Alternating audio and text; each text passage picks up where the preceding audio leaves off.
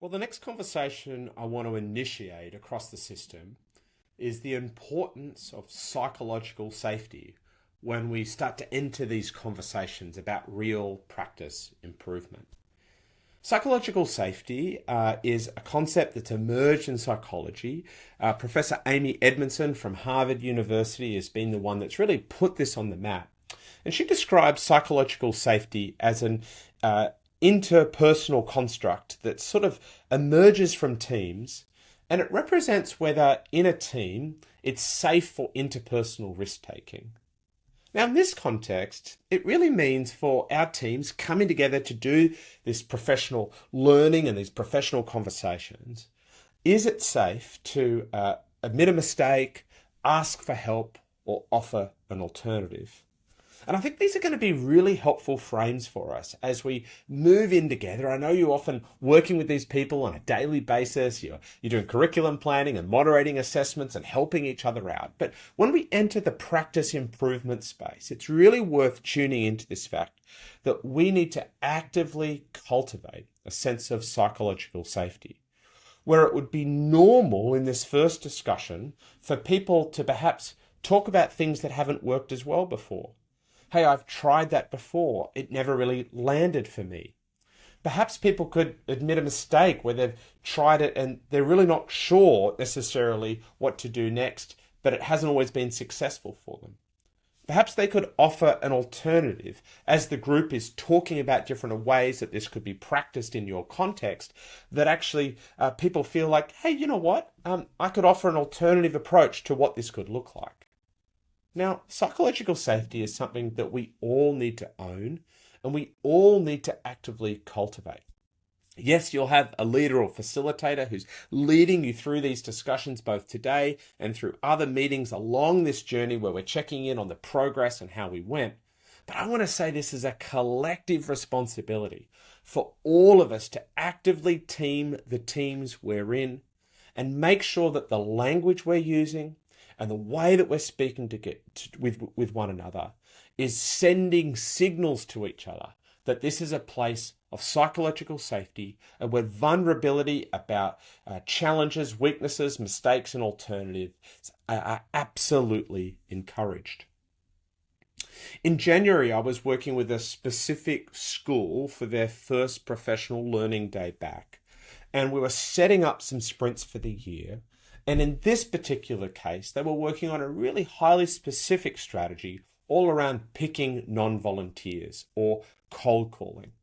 And this is a really powerful strategy, particularly if you want to increasingly make sure all students are thinking, that all students are getting an opportunity to rehearse the vocabulary, the answers, the ideas. And of course, as you actually pick non-volunteers, rather than just hands up, as many of you would know as users of this practice yourself, you actually sample the real understanding across the group rather than just the 5 or 6 kids who have already self-selected to know the answer and want to share it. Well, I was sitting in this group, and what was interesting is we both had sort of a second year out teacher. I think she was about 24, sitting in the group. And then we actually also had the deputy principal who still teaches a little bit herself, and she was probably mid-50s. And as we worked through and we have a conversation about this, what was fantastic is that more experienced educator said, hey, I've always struggled with wait time after I ask a question. She said, for 30 years I've been a teacher, and I've really struggled to create that space between asking the question and receiving the first answer. Now, it might have been a small thing, but for me, it just spoke of this leader creating psychological safety. She's saying, here I am, a 30-year veteran. I'm a senior leader in this team, and I struggle with wait time. I struggle with just actually not speaking for long enough for students to do thinking.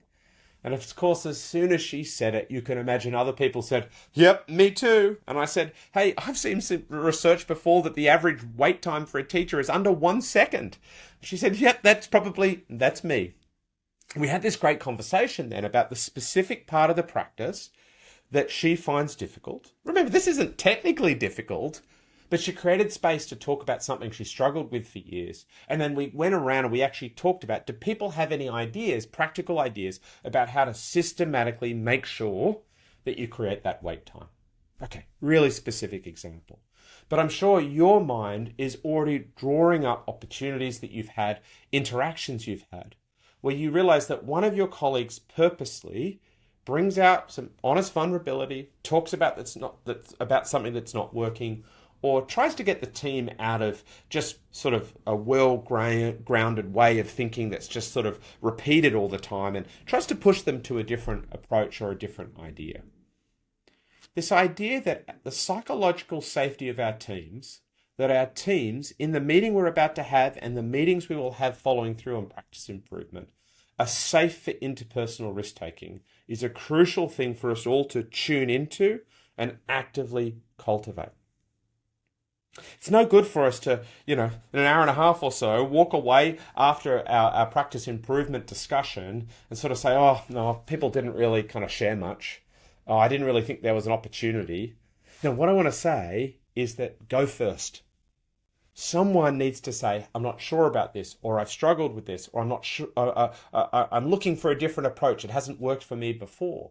And as you do that, it opens up the space for the real conversations we need to have. You see, none of the strategies and practices and techniques you're going to be working on as a system over the next few years is difficult to get your head around.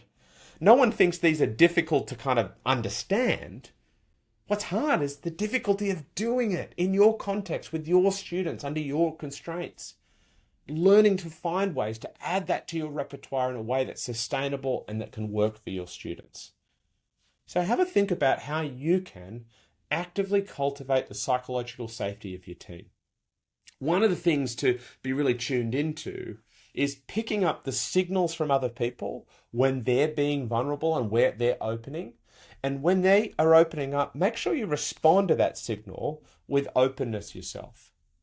My wife and I had 3 kids under 4. It was pretty crazy, and they weren't always great sleepers. I always found one of the most frustrating things is maybe if I shared with other parents something like, oh, we're really struggling getting, one of the kids to sleep or to stay asleep. If someone heard that and they could kind of see the bags under my eyes and they said, oh, really? All of our kids slept through from 3 weeks. I was sitting there going, oh, all right, I won't share anymore. Now, I wonder whether you've experienced anything like that in your life. Now, the equivalent here in the conversations is someone might say, hey, yeah, I've always really struggled with how to sequence the learning in this particular area of the curriculum.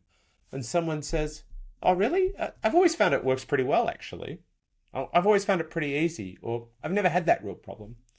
Now, good for them, but you missed the signal.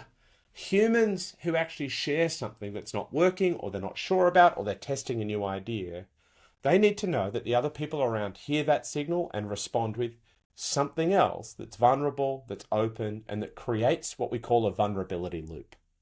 And as soon as someone shares, and someone picks up that and then builds on it, now we're into the type of discussions that are at the core of improvement. Improving our practice is not just about having good evidence in front of us. It's not just about getting really sharp about the one thing we're going to work on. It's also about how we show up collectively together to create spaces that are vulnerable, that have psychological safety, because only in those spaces can we rapidly accelerate our professional growth.